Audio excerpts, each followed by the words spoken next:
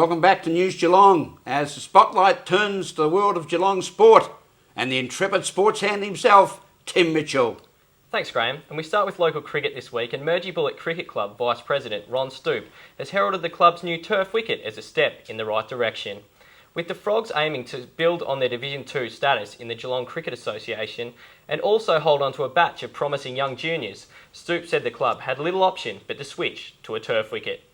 Oh, well, the only hard wicket club in Division 2, and it was very hard for us to play first and seconds on turf wicket at other ovals. So now having a turf wicket at our own club, it's going to be very exciting times for the club for the future. The new pitch is part of an entire makeover for the club rooms, which is being spearheaded by the City of Greater Geelong, that includes new home and visitors change rooms, along with a master plan to develop car parking and potentially a third oval at King Lloyd Reserve. The pitch is not expected to be ready for play until next season.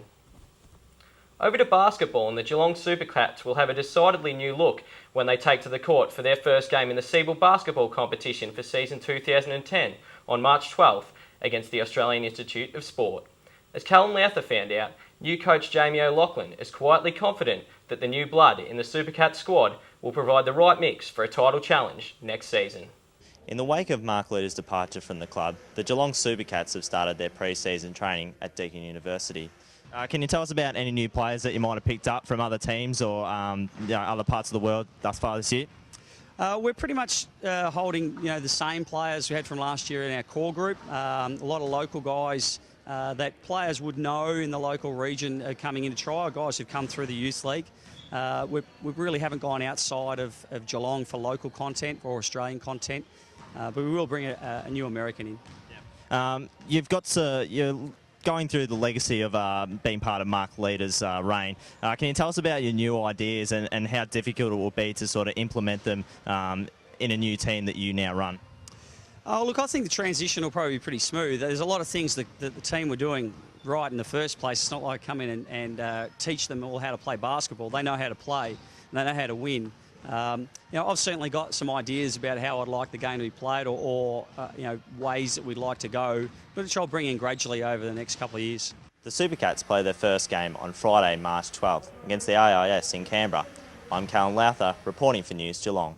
Geelong Falcons Regional Manager Michael Turner says the $400,000 redevelopment of Highton Reserve will have a positive impact on local football in the Geelong region. With Football Geelong already operating from the offices situated at the ground, the Falcons will now have their own offices built as part of the plan, as Turner explained. Yeah, look, it's been a long process. It's probably been about 4 years, and it stemmed probably from the work that's been done at the Geelong Football Club. Geelong are a professional football club, and there's been a good outcome for them with two $30 million spends, but there hasn't been money allocated to local football, which is the lifeblood of football in Geelong. So David Matthews, through Andrew Demetrio, asked about some development at Highton Reserve to help local football. So there was funding made available of $500,000. $400,000 went to us, and $100,000 went to the umpires to redevelop their club rooms a little bit more. And the council also chipped in $400,000, and then user groups such as the Alexander Thompson Cricket Club got some money out of Andrew Kados, who was very helpful.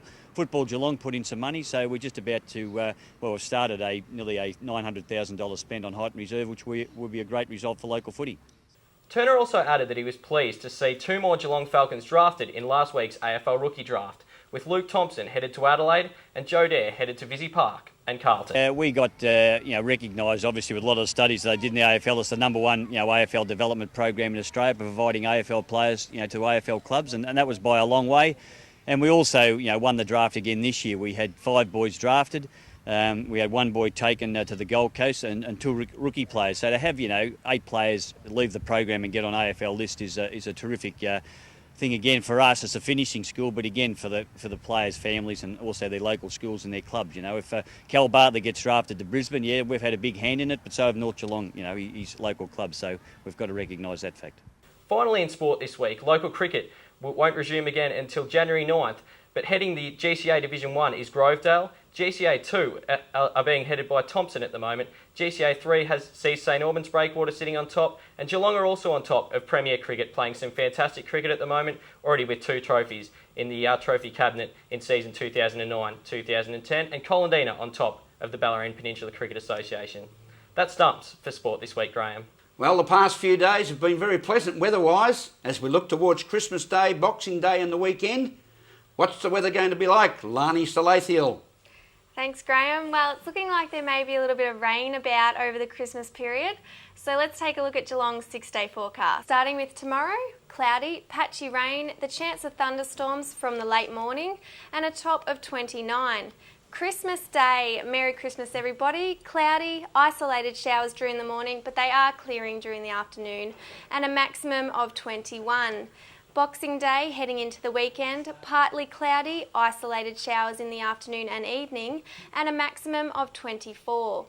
For Sunday, partly cloudy also, isolated showers, and a maximum of 26. Heading into next week, Monday, partly cloudy, isolated showers also, and a top of 25.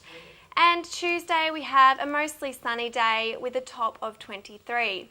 And today we had a mainly sunny day with a top of 34. Thanks, Graham. Thanks very much, Delaney. Look forward to your presence and report next Wednesday night as we look at New Year's Eve and New Year's Day weather forecasts here on News Geelong. Thank you for being with us on News Geelong on this Wednesday night. We hope that you have a very safe, very friendly and very Merry Christmas from all of us on News Geelong. And remember, take your time and smell those flowers. To take us out tonight, we journey down to Highton Reserve and carols on the park. A wonderful evening. And joining us, MERYL Friend reporting on what turned out to be a very Merry Christmas from all of us at News Geelong. Good night. And hi everybody, I'm here at Highton Reserve in Barrabool Road on this beautiful evening for carols in the park. It's that time of year, there's only 2 sleeps until Christmas, and we're very, very fortunate to have Tim McCallum with us tonight. He's only going on stage in about 2 seconds, so we won't take up too much of his time.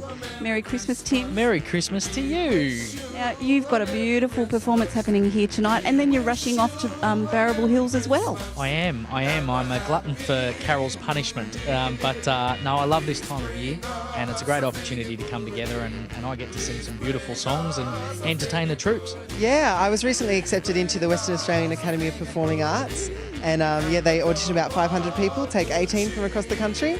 So yeah, that's really exciting. I head off early next year, so it's a big adventure. We hope you have a wonderful Christmas. Don't forget there are carols on Christmas Eve at Johnston's Park that go from 8 till 10 o'clock. Angie Hilton, Geelong's 3 tenors, and of course Santa Claus and the cast of West Side Story. So Merry Christmas. I'm MERYL Friend for News Geelong.